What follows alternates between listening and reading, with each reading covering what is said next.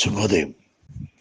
నారుమంచి నోట ఓ మంచి మాట ఈ శీర్షికన ఈ రోజున మనిషి ప్రాణాలు హరించే పనీర్ వంటకాలు. ఎస్, మనిషి ప్రాణాలు హరించే పనీర్ వంటకాలండి. పనీర్ మసాలా పార్సెల్, పనీర్ బటర్ మసాలా ఏక్, paneer biryani, palak paneer, matar paneer, paneer tikka masala, chilli paneer, paneer tikka, paneer Manchurian, paneer 65 parcel. ఇలా మనం హైవేపై ఉన్న ఏదైనా డాబాలోకి వెళ్ళినప్పుడు ఆర్డర్ ఇస్తున్నప్పుడు ఆర్డర్ రిసీవ్ చేసుకున్నాడు వాడు ఆ లోపల సప్లైర్స్ చెప్తూ ఉంటారు, ఇట్లాగే అరుస్తుంటారు. మనం కూడా అడుగుతూ ఉంటాం. ప్రతి హైవేపై ఉన్న ఏదైనా డాబాలో ఉన్నా, లేకపోతే కనుక ఏదైనా పెద్ద హోటల్కి, స్టార్ హోటల్కి వెళ్ళినా కూడా దాదాపు 60% పైగానే మనం పనీర్ వంటకాలకు ఆర్డర్ ఇస్తూ ఉంటామండి. అది సర్వసాధారణం. ప్రతి వాళ్ళు పనీర్ పనీర్ అని ఉంటారు. అక్కడ మెనూలో మనకి డాబా దగ్గర మెనూలో అయితే హైవేపై కనీసం 6 రకాల పనీర్ వంటకాలు ఉంటాయండి. అదే కనుక 5 స్టార్ హోటల్కి వెళ్ళామనుకోండి, అబ్బో 60-70% ఐటమ్స్, బ్రహ్మాండమైనటువంటి పనీర్ వేనే, పనీర్ తరంగాలు అక్కడ అలా అలా అలా అలా అలా అలా ఈదులాడుతూ ఉంటాయి. ఇవన్నీ కూడా ఒకసారి పనీర్ కథ,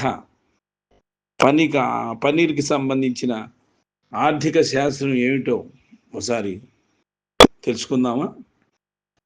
పనీర్ చరిత్ర ఎట్టిదనినా 70 రూపాయలకి 1 లీటర్ అమూల్ ఫుల్ క్రీమ్ పాలు వస్తాయండి. దాంతో సుమారు 200గా పనీర్ వస్తుంది. అంటే 1 కిలో పనీర్ తయారు చేయాలంటే 5 లీటర్ల పాలు చాలా అవసరం అవుతుంది. దాని ఖర్చు 350 రూపాయలు అవుతుంది. అవును కదా? అంటే నిజమైన పాలతో పనీర్ తయారు చేస్తే దాని తయారీ ఖర్చు 350 రూపాయలే అవుతుంది. కరెక్ట్. మరి అదే ఫ్యాక్టరీ ధర లీటర్కు 50 రూపాయలు తీసుకున్నా సరే మరి పాల ఖర్చు 250 అవుతుంది కదా. దానికి కూలీ, మరి గ్యాసు, ఇంధనం వంటి ఖర్చులు కలిపితే మొత్తం 60 రూపాయల్లోనే అయిపోతుంది. చూసారు ఎంత తేడా ఉందో. మరి సప్లై చైన్, లాజిస్టిక్స్ కలిపితే మొత్తం 63 రూపాయలు అవుతుంది. అంటే దుకాణదారుడు 10% లాభంతో అమ్మిన కస్టమర్ 345 నుండి 350 వరకు చెల్లించాలి, తప్పదు. అసలు ఈ లెక్కలేంటి, ఈ గోలేంటి, అసలు ఏంటి నారుమంచి, అసలు విషయంలోకి రా రా రా రా. ఇవన్నీ మాకు అవసరమా? మాకు కావాల్సింది పనీర్ బటర్ మసాలా, పనీర్ బిర్యానీ, పనీర్ 65, పనీర్ మంచూరియా. ఏంటో చెప్పబోయా, తొందరగా తినేయాలి, ఆకలేసేస్తుంది. ఆ సోదంతా ఆపేసి అసలు విషయంలోకి రాబోయా బాబు అని అంటున్నారా? వస్తున్నాను సార్. అయితే ఇక్కడ మనకి ఏ నష్టపోయి ఏ దుకాణదారుడు పనీర్ నమ్మడండి. లాభం వేసుకొని, భయంకరమైన లాభాలు వేసుకొని అమ్ముతాడు. నిజమైన పనీర్ ధర, పరిమాణం తెలుసుకోవాలంటే ఇంట్లో ఒక్కసారి మనం పనీర్ తయారు చేసి చూడాల్సిందే. మరి అర్ధాంగి పనీర్ తయారు చేస్తే అప్పుడు అర్థమవుతుంది. ఇప్పుడు అసలు విషయంలోకి వచ్చేద్దాం. లాగిన్ అవుదాం. అనగానే అనలాగ్ చీజ్ మాత్రమే. ఇక్కడ చీజ్ అనేది పదం వాడాం. పనీర్లా కనిపించి రుచి కూడా దగ్గరగా ఉండే పదార్థం ఈ చీజ్ అనేటువంటిది. సాధారణంగా మనం ఆలోచిస్తే కనుక పనీర్ అనేది భారతీయ వంటకాల్లో ఉపయోగించే ఒక ప్రాథమిక, అత్యంత ప్రాముఖ్యమైన కరగని చీజ్ అండి. ఇవి మనకి షాపులో కూడా దొరుకుతున్నాయి. బ్లాక్స్గా అమ్ముతున్నారు, పీసెస్గా అమ్ముతూ ఉంటారు. 200 గ్రాములు పన్నీర్ ఇమ్మంటే ఇస్తాడు. 1/2 కేజీ ఇమ్మన్నా, కేజీ, ఎంత కావాలన్నా సరే ఈ పన్నీర్ బ్లాక్స్ ఇస్తూ ఉంటారు. అంటే మనం ఇంట్లో కూడా తయారు చేసుకోవడానికి అసలు దైనందిన జీవితంలో మనం వంటకాల్లో నిత్యం వాడే వంటకాల్లో వెజ్డ్ కానీ నాన్ వెజ్ ఐటమ్స్లో కూరల్లో కానీ రైస్లో కానీ లేకపోతే వంటకాల్లో కానీ తాళింపుల్లో కానీ స్నాక్స్గా కానీ కేకులు ఆఖరికి బర్త్డే కేక్స్లో కూడా డెజర్ట్లలో కూడా ఈ పనీర్ అనే నామస్మరణ జరుగుతూనే ఉంటుందండి. అయితే పనీర్లా కనిపించి రుచి కూడా దగ్గరగా ఉండే పదార్థం ఈ చీజ్ అనేది. కానీ దీని ప్రాథమిక పదార్థాలు పొడిపాలు, వేప నూనె, palm oil, arrowroot, stabiliser, chemical developing ఏజెంట్లు, పొడిపాలలో కొవ్వు లేకపోవటం, దానికి డాల్డా, పామాయిల్ కలుపుతారండి. ఇది జరిగేది. ఇవి ఇక్కడే మీరు ఆలోచించాలి. ఇవన్నీ కూడా మన రక్తనాళాల్లో గడ్డ కట్టే నూనెలండోయ్. ఒక్కసారి మళ్ళీ నేను చెప్తాను మీకు. పనీర్లా కనిపించి రుచి కూడా దగ్గరగా ఉండే పదార్థమే ఈ అనలాగ్ చీజ్ అనేది. అనలాగ్ చీజ్ అనే పదార్థం ఇప్పుడు మనం వాడుతున్నది, పనీర్ అని మనకిస్తున్నది షాపుల్లో కానీ లేకపోతే రెస్టారెంట్లలో కానీ హోటల్స్లో కానీ దాబాలలో కానీ వాడేది ఇదేనండి. దీని ప్రాథమిక పదార్థాలు ఏంటంటే పొడిపాలండి, వేప నూనె అండి, పామాయిల్ అండి, ఆరో రూట్ అండి, స్టెబిలైజర్ అండి, కెమికల్ డెవలపింగ్ ఏజెంట్లు అండి. పొడిపాలలో కొవ్వు లేకపోవటం వల్ల దానికి డాల్డా కలుపుతారు, పామాయిల్ కలుపుతారు. అవే మన రక్తనాళాల్లో గడ్డ కట్టే నూనెలు అయిపోతాయి. అందుకనే ఫ్యాట్ బాడీలు వస్తాయి, గడ్డ కట్టి బ్లాక్లు ఏర్పడతాయి, హార్ట్ ప్రాబ్లమ్స్ వస్తాయి, గుండెలో రక్త ప్రసరణ దగ్గర బ్లాక్లు అవుతాయి. వాటిని మనం ఏం చేస్తామండి? బ్లాక్స్ని తొలగించడానికి ఏం చేస్తాం? స్టంట్లు వేయించుకుంటూ ఉంటాం. అవును కదా, హార్ట్కి సంబంధించి హార్ట్లో బ్లాక్ అయింది పలానా చోట, అది తీయాలి, అక్కడ ఒక స్టంట్ పడాలి అని చెప్పి. ఇలాంటి అన్లాక్ పనీర్ పెద్ద 5 స్టార్ హోటళ్లలో కూడా వాడుతున్నారు ఈ మధ్య. మరి పెద్ద పెద్ద పరిశోధకులు ఎంతోమంది పరిశీలించి కొన్ని హోటళ్లను కూడా సీజ్ చేయటం జరిగింది. మరి మనం తినేటువంటి పనీర్ టిక్కా కానీ పనీర్ దో పియాజా కానీ చాలాసార్లు మరి యూరియా డిటర్జెంట్, మైదా ద్రావణంతో తయారవుతూ ఉంటాయండి ఇవన్నీ. అంటే మనం 30 రూపాయలకి 6 మెమోస్లో తినే పనీర్, లేదా 50కి పనీర్ పిజ్జా లేదా బర్గర్లో తినేది మన మూత్రపిండాలు కాలేయంపై నేరుగా దాడి చేస్తాయి, ఫైట్ చేస్తాయి ఈ పిజ్జాలు, పనీర్ పిజ్జా కానీ పనీర్ బర్గర్లు కానీ. కావున దయచేసి ఆరోగ్యం విషయంలో మనం బాగా ఆలోచించాల్సినది చాలా ఉంది ఇక్కడ. మనం ఇంకా నేను చెప్పాలనంటే ఇదొక్కటే కదండి, పిజ్జా బర్గర్లు అవి ఎక్కువ తింటున్నాం ఈ మధ్య కాలంలో.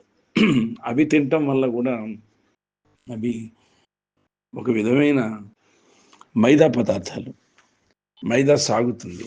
తర్వాత కల్తీ నూనెలు, అసలు ఏ నూనె వాడుతున్నాడో తెలియదు, ఏ ఐటమ్స్ దానికి వాడుతున్నారో తెలియదు. మనం ఆర్డర్ ఇస్తాం, వాడు వంటగదిలోకి వెళ్తాడు. అలాగే మనం నాన్ వెజ్ ఐటమ్స్లో కూడా మనకు ఏ మాంసం పెడుతున్నాడో కూడా తెలియని పరిస్థితిలో మనం ఉన్నామండి. ఇవి ఒక్కొక్కసారి హోటల్స్ మీద రైడింగ్ జరిగితే బాగుంటుంది. రైడింగ్ జరగక ముందే ఇన్ఫార్మ్ చేస్తారు, మీ హోటల్కి రాబోతున్నాం, మీ హోటల్కి రాకూడదు అనుకుంటే మాకింత ఇచ్చేస్తే కనుక అమ్య ముట్ట చెప్తే మేము మీ హోటల్కి కూడా రాము అని ముందే లోపాయికారిగా కొన్ని ఒడంబడికలు ఉంటాయి. ఆ ఒడంబడిక కట్టుబడి ఆహార భద్రత కానీ ఆహార నియంత్రణ విషయంలో కానీ ఆహార నాణ్యతను పరిశీలించే అధికారులు కానీ ప్రభుత్వాధికారులేనండి ముఖ్యంగా, వీళ్ళందరూ కూడా కుమ్మక్కైపోతారు హోటల్ యజమానులతో. వాళ్ళ హోటల్కి వచ్చినట్టుగా ఒక సర్టిఫికేట్ ఇచ్చేస్తారు, క్రియేట్ చేసిన పర్ఫెక్ట్గా ఉన్నాయి, ఇక్కడ బ్యూటిఫుల్గా తూకం దిద్దు పెడుతున్నారు, నాణ్యమైన వస్తువులు అని చెప్పి ఓ సర్టిఫికేట్ కోసం నానా తిప్పలు నానా గడ్డి గడపాల్సి వస్తుంది. కానీ అసలు సిసలైనటువంటి ప్రాణాలను, మన ప్రాణాలను, తినేవాళ్ళ ప్రాణాలను, డబ్బుతో పాటు తోడేస్తున్నారు ప్రాణాలను కూడా ఈ ఐటమ్స్, ఇలాంటి ఐటమ్స్ పెట్టేసేసి. నిజంగా ఇంత భయంకరంగా మనకి తయారవుతోంది అని అంటే నిజంగా మరి మనం ఈ పదార్థాలను నిజంగా పనీర్, బటర్ మసాలాతో కూడినటువంటి పదార్థాలను మరి నిజంగా వాడదామా వద్దా అన్నది ఒక్కసారి మనం ఆలోచించుకుందామండి. ఒకసారి ఆలోచించుకుంటే మంచిది. ఎందుకంటే అసలు నాన్ వెజ్ ఐటమ్స్ జోలికే పోకూడదు.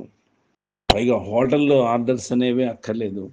మనం ఏదో 5 స్టార్ హోటల్స్‌లోకి వెళ్ళిపోయి కూర్చొని తింటాం. కానీ దాంట్లో ఏం వాడుతున్నారు? ఏ పదార్థాలు వేస్తున్నారు?